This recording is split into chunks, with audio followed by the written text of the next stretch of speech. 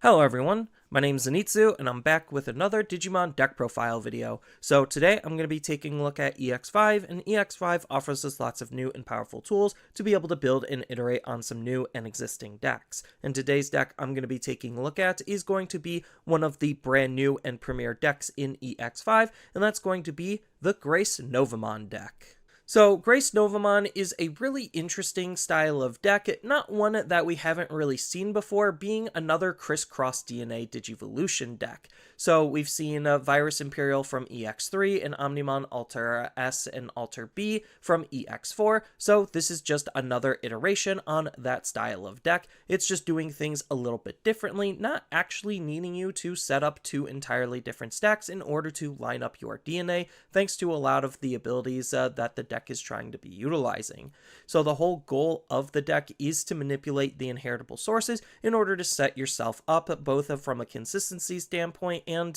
building your Digimon to be able to contain two mega level Digimon in it, so you could split it apart and be able to DNA that way. So you have some really good flexibility on what each of the sides are doing, where you have the red side being your more offensive tools and your blue side being your more defensive tools, which help with the fact that you could flip-flop in between them to be able to try to tackle various different situations, more than just lining up your DNA to be able to win the game, giving the deck extra flexibility. The biggest weakness of the deck, unfortunately, is the fact that it is a stack-based deck at the end of the day, and that just comes with its own minor inconsistencies. And because of how the deck works, it also doesn't have a whole lot of tools that it could use outside of the ones native to itself, limiting what you're actually able to play around with. But outside of that, I think that this is a very fun and strong deck in terms of how they've been approaching their crisscross DNA deck. So with all that said and done, let's just dive right into the deck profile.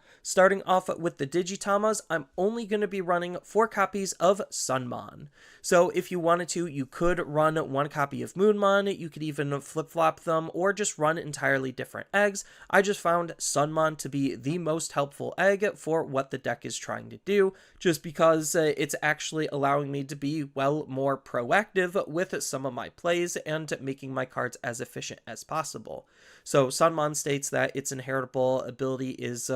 during your turn once per turn, when an effect places the top card of this Digimon to the Digivolution source, then we get a Digivolve into a Digimon from our hand, reducing the cost of that Digivolution by 1. So that's kind of the whole gimmick on what the deck is trying to do, is just to take the top Digimon and then put it to the bottom and then line up a new Digimon that way, which Sunmon actually helps with compared to Moonmon, where it's just allowing us to Digivolve when we play a Tamer, which isn't necessarily that great, but it's not bad either. Then, when it comes to the level 3s, we're going to be running mostly just the Light Fang and Nightclaw cards. So I'm going to be running 4 copies of Lunamon. So Lunamon is a really decent card at just helping with the memory generation, just because at the start of our main, we get to return 1 Digimon back into our hands that's on our field to be able to gain 2 memory. So this is really helpful at making sure that we have lots of memory generation that we could work with to be able to make our power plays possible. Then its inheritable ability lets us place the top card of this Digimon with Nightfang or Lightclaw in its traits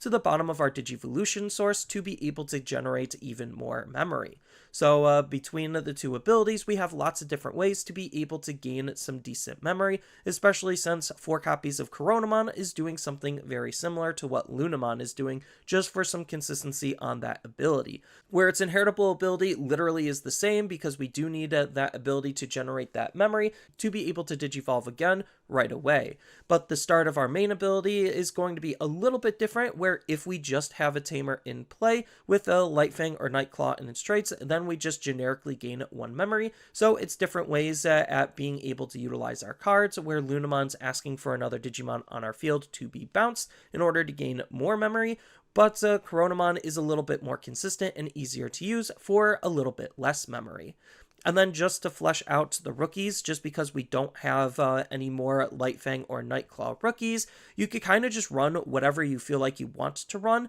I'm just going to be utilizing 2 copies of Ukamon, just because Ukamon is just an absolutely insane generic card, allowing us to be able to gain some instant tempo for free. So it could Digivolve on top of any color egg, so if you actually wanted to run both eggs, then you can, and Ukamon's not hurting you at all. But the main pull for utilizing Ukamon is his ability where when a Digimon moves from the breeding area to the battle area, then we get to hatch an egg and gain a memory. So that allows us to be able to Digivolve right away for some added cycling. Then that extra memory can help us with our overall memory generation to make sure our plays are going to be as efficient as possible. Next, on to the level 4s. I'm only going to be running Light Fang and Nightclaw level 4s because a lot of our cards just require them to be Light Fang and Nightclaw, on top of our Digimon being able to basically ignore colors based on how the deck works. So we're going to utilize both of them to do some very similar things, where they're just going to be our searching or digging tools.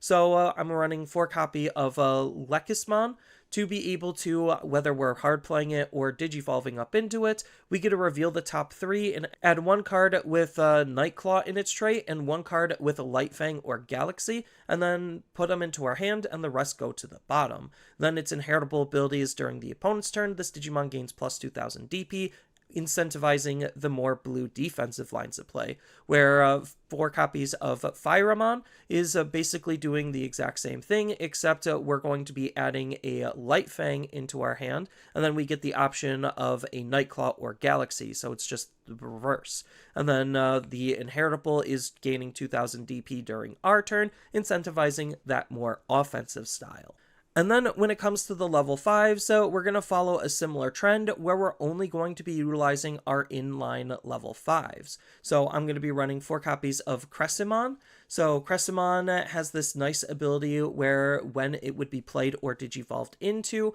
if we have a Digimon with 3 or more Digivolution sources in it, and Light Fang or Nightclaw or Galaxy in its traits, then we get to reduce the play cost or Digivolution cost by 2, making it just a little bit more efficient to use. Then it has an on-play and when digivolving ability, which is good for its flexibility, where until the end of the opponent's turn, one of their Digimon is unable to suspend, really limiting what actions they can take because they can't block with that Digimon and they can't attack with that Digimon. Then its inheritable ability is something we've already seen, just again during the opponent's turn, another plus 2000 DP boost for more defensive buffs. Then the 4 copies of Flareon is going to be the more offensive version, where it has that same type of ability to be able to reduce its play cost or Digivolution cost by 2. Then its on-play and when digivolving ability is deleting one of the opponent's Digimon with 5000 DP or less for some low-level removal. Then its inheritable ability, again, is just the opposite of what the blue line is doing,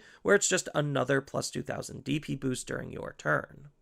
And here's where things get really fun with how we could utilize our level 6s, just because we have 2 absolutely beasts of level 6s in their own rights, allowing you to have more than just the level 7 to be able to win the game because of how strong these cards are. So again, I'm running more inline Light Fang and Nightclaw cards, where I'm running 4 copies of Dianamon, where Dianamon is going to be the defensive backbone of the deck because she natively has blocker. We already know that all the blue cards are going to try to add some extra DP, so she could be a quite large blocker, and on top of that, it even has a nice when digivolving and when attacking ability, where for each of this Digimon's Digivolution sources, we get to trash any one Digivolution source from one of the opponent's Digimon, and then until the end of the opponent's turn, all of their Digimon with no Digivolution sources can suspend. So she's stripping the inheritables away, making their Digimon less effective and weaker as a result,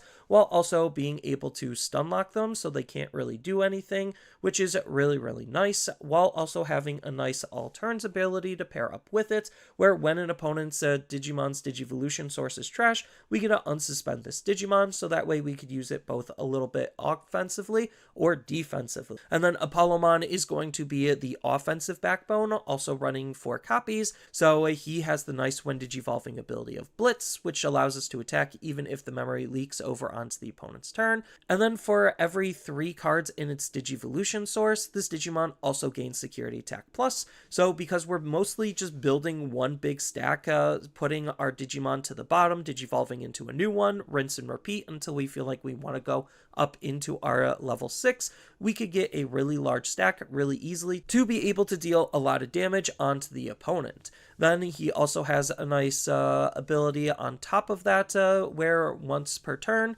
when a card is removed from your opponent's security stack, we get to delete one of the opponent's Digimon with equal to or less DP than this Digimon, which we already know with the red side is trying to increase the DP during our turn for our more offensive plays, so he could delete a lot of different Digimon. But the big payout for the deck is the fact that we want to line up this DNA Digivolution into Gracenovamon. So Gracenovamon is a really powerful level 7 Digimon. Then it also has Security Attack +1 and Blocker native to it, so it's already going to be a really good offensive and defensive Digimon. And then he even has a nice when digivolving ability and when attacking ability, not limited to once per turn, where if we DNA digivolve, we get to trash 8 Digivolution sources from your opponent's Digimon, and then delete one of their Digimon that has fewer sources than this Digimon, basically guaranteeing we could delete whatever we want.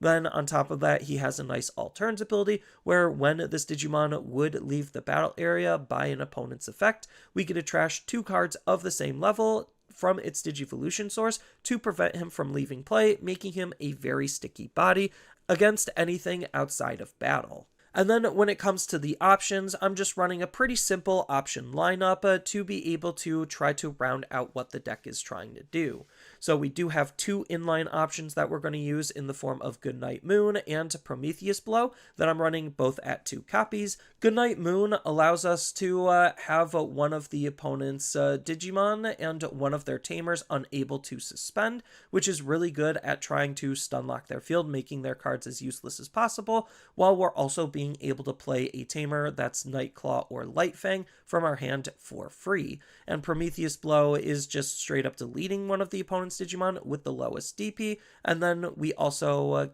if we have a Tamer in play, get to return a card with Lightfang or Nightclaw from its traits from our trash into our hand, allowing us to be able to reuse whatever parts and pieces that we need that's actually in our trash. And then the other 2 options could just be more copies of Goodnight Moon or Prometheus Blow, but to try to tech for this meta, I'm going to be running 2 copies of Crimson Blaze. So Crimson Blaze is just a floodgate option that deletes all of the opponent's Digimon 6000 DP or less, and prevents the opponent from being able to play Digimon by card effects, while also making itself cheaper the wider the field is. And then when it comes to the Tamers, I'm again just running the inline Tamers, which is going to be 4 copies of Ko and Sayo. So this is going to be the memory fixing Tamer, always setting our memory to 3, but it also has a really good on-play and main ability, so we could actually repeatedly use this ability, where we get to suspend this Tamer to place the top card of one of our Lightfang or Nightclaw in its traits